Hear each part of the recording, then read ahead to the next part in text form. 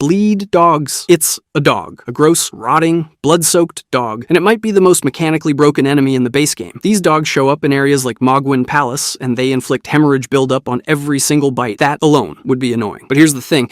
You almost never fight just one. Pack encounters are the standard. 3, 4. Sometimes 5 of these things swarming you at once while your bleed meter fills up faster than you can roll away. But here's where it gets truly broken. A well-documented bug made their lunge attack register multiple hits in a single frame rather than just once. Not a normal bite, a continuous damage cascade. One jump could proc bleed instantly and kill you from full health before you could even react. The community called them bleed dogs, and that name stuck for a reason. The worst part? Players still debate whether this bug was ever fully patched. Reports of instant deaths kept rolling in long after supposed fixes. Dogs across the entire Souls franchise are universally hated, but Elden Ring's bleed dogs are the absolute peak of that frustration. A joke enemy on paper, a death sentence in practice. But if you think a pack of bleed dogs is bad, wait until something swoops down from above with knives strapped to its feet. Warhawk. Nobody has ever died to a warhawk and thought, wow, what a great fight. These oversized bladed birds sit on elevated perches throughout Stormvale Castle, waiting to dive at you from angles where your camera becomes your worst enemy. They're not dangerous. They're not scary. They're just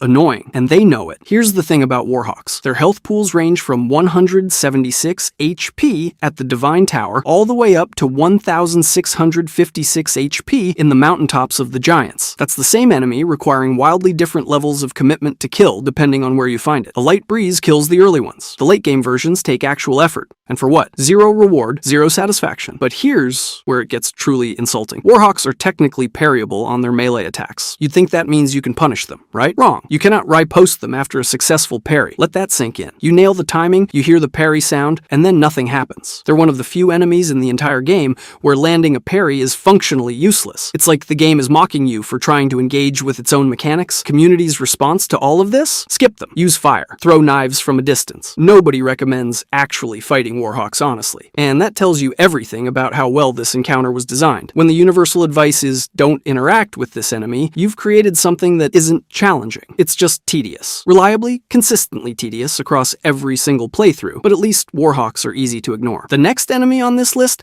hides in the dark and makes you bleed before you even see it. Fanged IMP. Let me describe an enemy that isn't scary, isn't powerful, and isn't particularly clever. And yet somehow, it might be the most annoying creature in the entire lands between. Fanged imps are those short, stone gargoyle-looking gremlins that From Software decided to copy-paste into roughly 90% of all catacombs in the game. Every single dungeon, every dark hallway. Every time you think you're about to grab some loot and peace, there's a fanged imp waiting around the corner like it has nothing better to do. And here's the thing, they look harmless. They're tiny. They waddle around like angry garden statues. The second you swing at one with a lighter weapon, your blade bounces right off their stone body, dealing 0 damage and leaving you wide open. Nobody tells you this is going to happen. You just learn it the hard way. Mid-swing, while 2 more of them are already throwing daggers at your back. Because that's the other problem. These little monsters do everything. They throw daggers at range that deal magic damage. They swing wide arcs up close that punish you for getting greedy. And their melee hits build up bleed.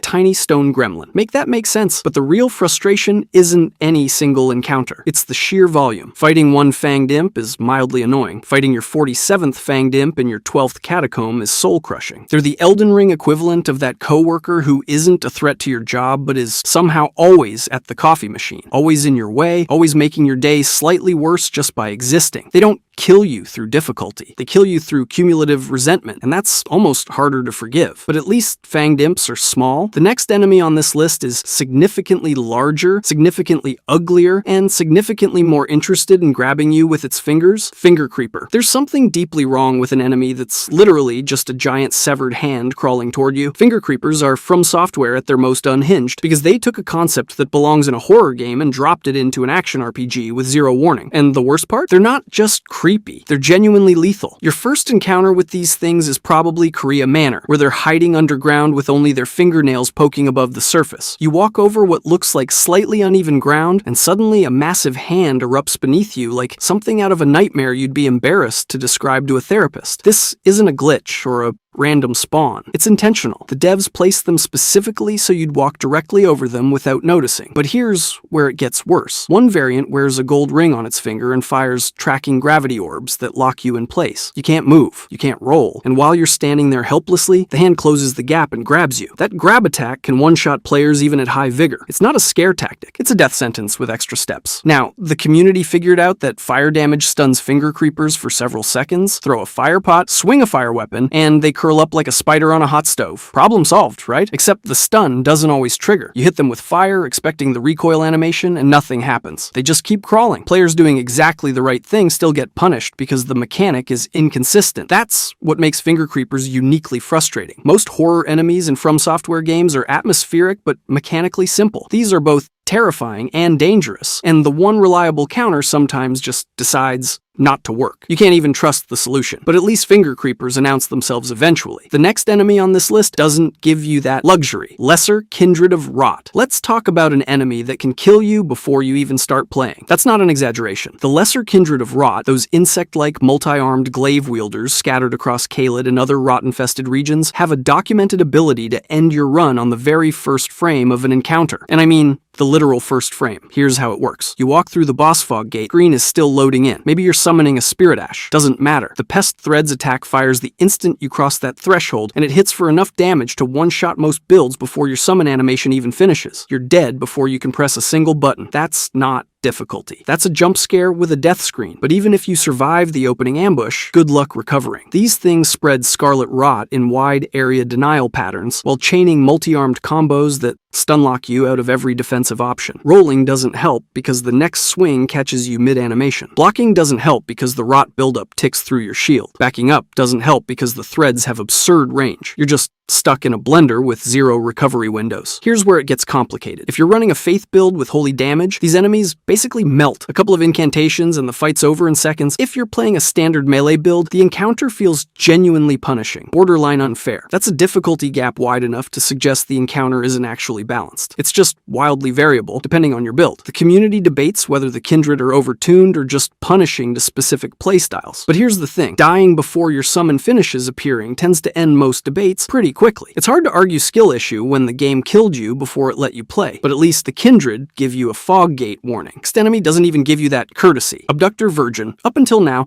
every enemy on this list has been annoying for straightforward reasons. They hit too hard, they move too fast, they bleed you out in 2 seconds. The Abductor Virgin? This thing is hated for a completely different reason. It literally kidnaps you. These massive steel-clad machines patrol the halls of Raya Lucaria Academy and Volcano Manor, dragging spinning wheels and guillotine blade chains behind them like medieval torture devices on legs, and fighting them is already miserable. They close distance fast, their spinning attacks shred through shields, and their belly opens up like a snake mouth to grab you whole. But here's where it gets weird. If that grab attack kills you in Raya Lucaria, you don't respawn at your last site of grace. You wake up in a completely different area, an underground chamber beneath Volcano Manor with zero explanation for what just happened. Players assume the game broke. They think it's a soft lock. They panic, start sprinting around looking for an exit, and die 3 more times to enemies they weren't prepared for because they have no idea how they got there or where they are. It's intentional. From Software deliberately buried a progression shortcut inside one of the most disorienting grab attacks in the entire game. Getting eaten alive by a mechanical nightmare is actually a fast travel mechanic. Let me explain how insane that is. Most players discover this feature only after multiple confused deaths. Before, nobody reads a grab attack and thinks, ah yes, this is a shortcut, but it gets worse. Later in the game, you fight 2 of them simultaneously. Lightning damage is your best bet, requiring roughly 5 Thunderbolt casts to break posture on either one, but good luck casting anything when 2 Iron Maidens are spinning at you from opposite directions. The community is split on whether hiding a progression path inside an enemy grab is brilliant game design or pure cruelty, but everyone agrees on one thing. The grab damage needs to be lower, and the double encounter is artificial difficulty at its finest, but at least the Abductor Virgin only relocates you. The next enemy on this list will make you wish relocation was the worst thing that could happen. Lesser Runebear. Let me be clear about something. Lesser Runebears are not regular enemies. They have the word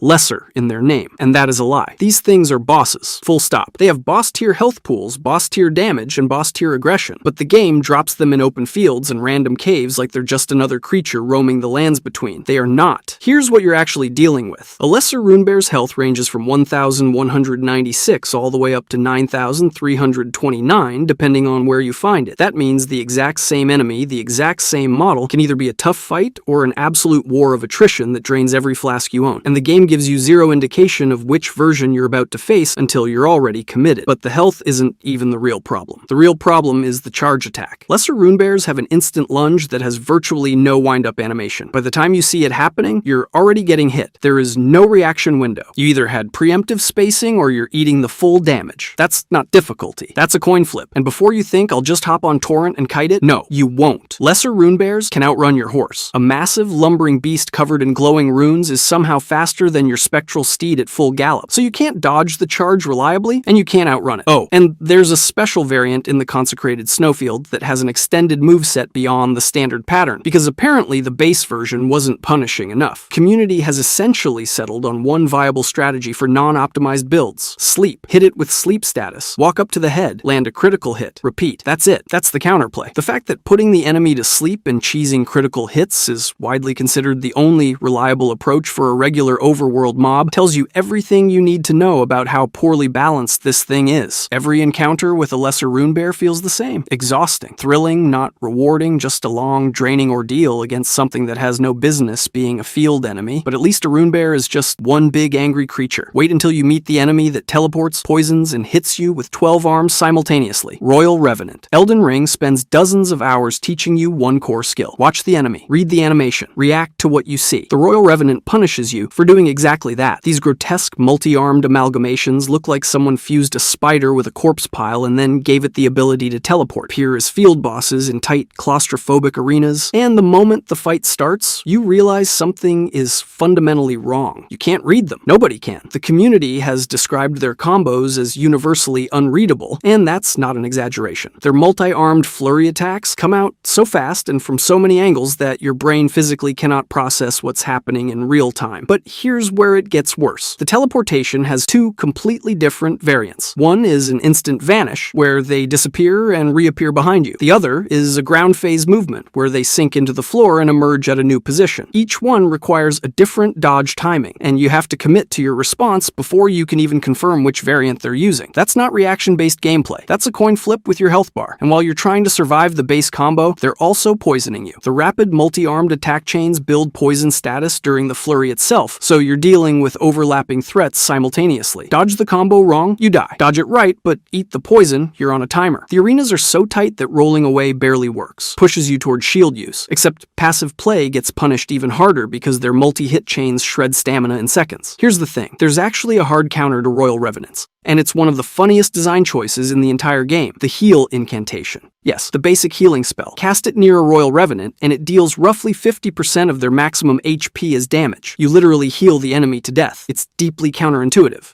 And almost zero players discover this without looking it up online because nothing in the game tells you that the solution to an unkillable nightmare is to cast a support spell on it. The Royal Revenant is the you can't react. You must predict philosophy taken to its logical extreme. Every instinct the game builds in you is wrong here, and the intended solution requires knowledge you'd never acquire through gameplay alone. That's not difficulty. That's a design philosophy arguing with itself. But at least the Revenant has a counter, even if it's absurd. The next enemy on this list doesn't even give you that luxury. Curseblade. Every enemy on this list has at least one thing that makes them unfair. Curseblades have everything. These masked humanoid nightmares showed up exclusively in Shadow of the Erdtree wielding wave-edged backhand blades called Curseblades Cirques, and from the moment players first encountered them, the complaints started pouring in. Not because they were hard, because they felt like they were playing a completely different game than you. Let me explain. Curseblades attack in long, flowing combo strings that feature built-in blood loss. True combos that chain together with zero gaps, and roll catches specifically designed to punish your dodge timing. Their offensive chains are nearly endless. You dodge one attack, and 3 more are already coming. You dodge those, and they're still swinging. There is no natural pause in their aggression where you're supposed to hit back. They just keep going. But here's where it gets genuinely broken. Cursed Blades have hyper armor on virtually all of their attacks. That means they can't be staggered out of their combos by your hits. Sounds like a tank enemy, right? Except they have extremely low poise. The game's own stat system says they should be easy to interrupt. They're not. The hyper armor overrides the poise value, creating a direct contradiction in how the mechanics are supposed to work. You swing a colossal greatsword into their face mid-combo, and they just keep attacking through it like nothing happened, and they don't even stay on the ground. Cursed Blades cling to walls and leap around mid-combat, completely destroying the spatial awareness you've built over hundreds of hours of play. You learn to track enemy positioning in this game. You learn spacing, timing, distance management. Blades ignore all of it by literally climbing the walls and launching at you from angles that shouldn't exist. So let's add it up. Fast attacks that deal colossal weapon damage, infinite combo strings with built-in bleed, wall climbing repositioning that negates your spatial control, hyper armor immunity that contradicts their own poise stat, and colossal weapons, the one tool that should reliably stagger them, sometimes just don't work. The Cursed Blade became a focal point for DLC criticism, and honestly, it's easy to see why. The community didn't just call them difficult, they called them evidence that Shadow of the Erdtree's enemy design was tuned to exploit the player rather than challenge them fairly. When an enemy operates under mechanical rules that don't apply to you, that's not difficulty. That's a rigged game. Speaking of rigged, we've saved the absolute worst for last. Aged Untouchable. The name tells you everything you need to know. Aged Untouchables are from software's way of looking you dead in the eyes and saying, you are not supposed to win this fight. And for most players, they're right. Found lurking in the abyssal woods of the Shadow of the Erdtree DLC, these enemies are the final evolution of every frustrating design choice this list has been building toward. They combine stealth mechanics, absurd durability, and punishing counterattacks into a package that feels less like a fair encounter and more like the game actively mocking you for trying. Their entire identity is built around one concept. You cannot reliably hit them. That's not a community exaggeration. That's literally what they are. Here's the thing. Most enemies in Elden Ring give you a rhythm. You learn the tells, you find the windows, you punish. Aged Untouchables throw that entire philosophy in the trash. Their movement is erratic and unpredictable. They phase in and out of engagement range with zero telegraph. And when you do manage to land a hit, the damage you deal feels insulting compared to the effort it took to connect. Meanwhile, their counterattacks hit like a freight train. One mistake, one greedy swing, and you're eating a combo that deletes half your health bar. But here's where it gets truly miserable. The Abyssal Woods itself is designed as a stealth area. You're supposed to sneak past threats, not fight them head on. So when players encounter an Aged Untouchable and try to engage honestly, they're fighting an enemy that was literally designed to punish direct confrontation. Some players discovered that parrying with a buckler shield creates a reliable opening. Others found that specific incantations and stealth tools like the Assassin's Approach or Black Knife Armor help avoid detection entirely. But the fact that the community had to crowdsource basic survival strategies tells you everything about how these encounters feel on first contact. And that's exactly